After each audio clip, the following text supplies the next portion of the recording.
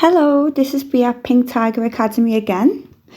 Now we know how to slip knot, let's move on to a chain stitch.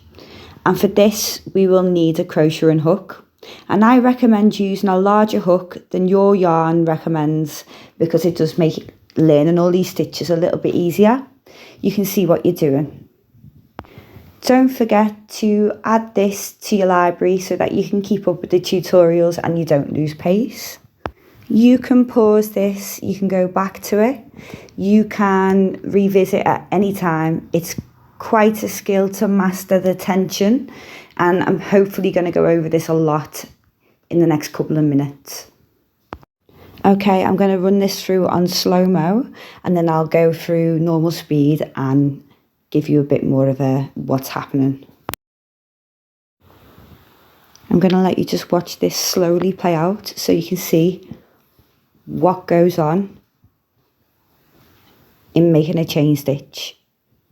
You're basically catching that little bit of yarn and pulling it through a hoop to make another hoop.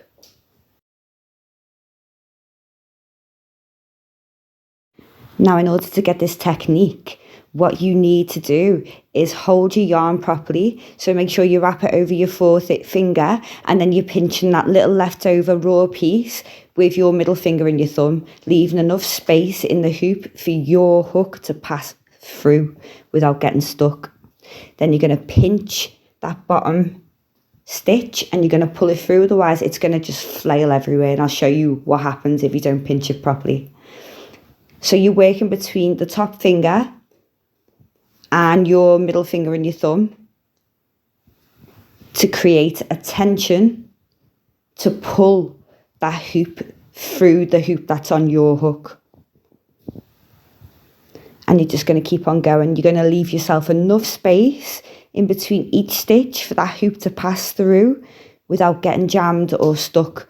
When that happens, it means your tension is far too tight and you need to loosen it up and leave yourself a bit more space. Usually it's got something to do with your middle finger and thumb not being close enough to the top stitch. You can see as I get further away from my thumb, as the stitch gets longer, I start to lose control of the tension. So it's a good idea to adjust your hands as you stitch. When you don't hold your yarn properly and create enough tension, you're not going to be able to control your hook through that hoop. This is what happens. So loosen the tension here. Make sure you leave that room in the hoop. Plenty of room. Not too loose though, but with enough to easily slide through. So when you first start, you're going to find that your tension's going to be too tight and you can't pull your hook through the stitch at all. So what you need to do is you need to loosen your tension up by grabbing hold of that stitch close with your thumb and your middle finger.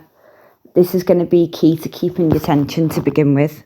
And I'll demonstrate that throughout, but the best thing to do is just to keep on practicing and to keep on trying and to come up with a way that's really comfortable for you, because although I can show you what I do and what's comfortable for me, everybody always has a different way of kind of adapting it to their own style or what feels best for them. So while you're playing around with it, while you're learning it, also take into account what feels better for you.